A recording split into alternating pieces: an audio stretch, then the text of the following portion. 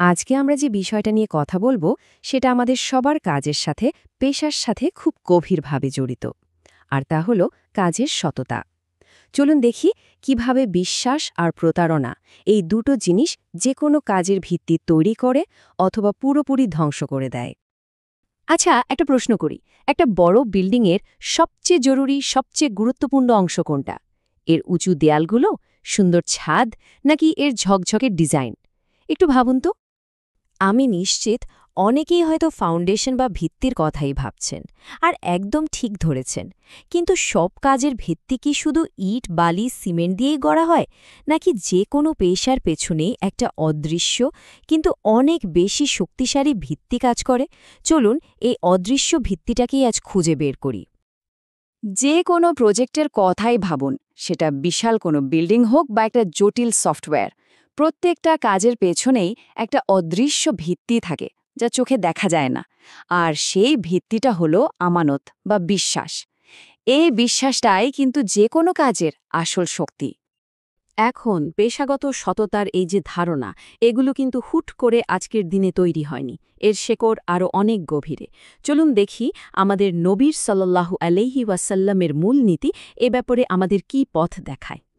প্রথম যে মূল নীতিটি আমরা দেখতে পাই তা হল, মুসলমানদের মধ্যে সেই ব্যক্তি সর্বোত্তম যার হাত এবং জিহ্বার ক্ষতি থেকে অন্য মুসলিমরা নিরাপদ থাকে। মানেটা খুব সহজ, তাই না? নিজের কাজ দিয়ে বা কথা দিয়ে অন্যের কোনো ক্ষতি না করা, এটাই হলো সততার একদম গোড়ার কথা। আর এর থেকেও সরাসরি এবং আরও কঠোরভাবে বলা হয়েছে যে আমাদের সাথে প্রতারণা করে সে আমাদের দলভুক্ত নয়। এখানে কিন্তু কোনো রাগঢাক নেই। প্রতারণা বা ধোঁকাবাজিকে সরাসরি প্রত্যাখ্যান করা হয়েছে। এই আমাদের দলভুক্ত নয় কথাটার যে কি গভীর তাৎপর্য, সেটা আমরা একটু পরেই বুঝতে পারব। তো চলুন এই শাশ্বত মূলনীতিগুলোকে আজকের দিনে আমাদের আধুনিক পেশাগুলোর ওপর ফেলে দেখি। একদিকে আছে বিশ্বাস মানে আমানাত, আর ঠিক তার উল্টো দিকে আছে বিশ্বাসঘাতকতা অর্থাৎ খেয়ানাত।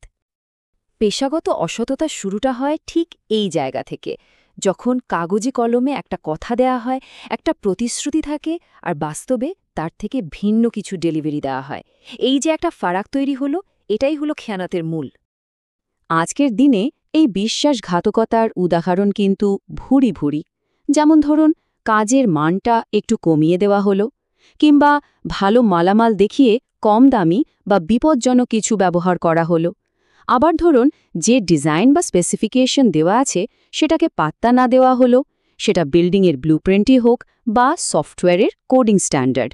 ডকুমেন্টে যা বলা আছে তার থেকে অন্য কিছু ডেলিভারি দেওয়া, এই সবই কিন্তু খিয়ানাত। তো এই যে প্রতারণা, এর শেষটা কোথায়? এর পরিণতি কি? এর প্রভাবটা কিন্তু শুধু এই দুনিয়াতে শেষ হয়ে যায় না। এর একটা সুদূর প্রসারী আধ্যাত্মিক প্রভাবও আছে, যা হয়তো আমরা সবসময় ভেবে দেখি না।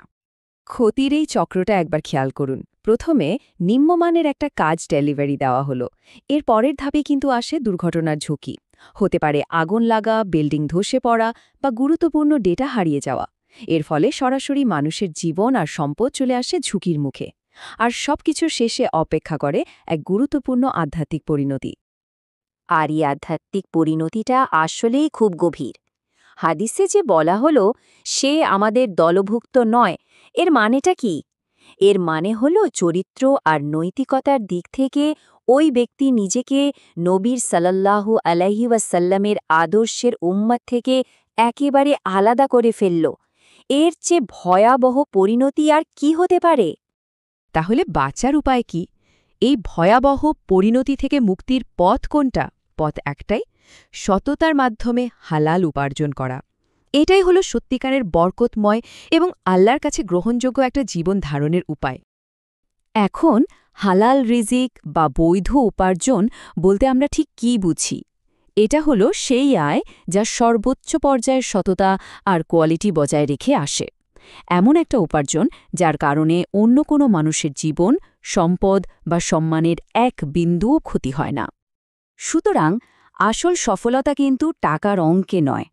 সত্যিকারের সাফল্য হল এমনভাবে উপার্জন করা যা সৃষ্টিকর্তার কাছে গ্রহণযোগ্য। হোক না তাতে তাৎক্ষণিক লাভ একটু কম, দিন শেষে এই সততাই কিন্তু সাফল্যের আসল মাপকাঠি। আর তাই সবশেষে প্রশ্নটা আমাদের প্রত্যেকের নিজের কাছে করার মতো, আমাদের কাজে, আমাদের পেশায় সততার সেই অদৃশ্য ভিত্তিটা ঠিক কতটা মজবুত? এই ভাবনাটা নিয়েই আজকের মতো শেষ করছি।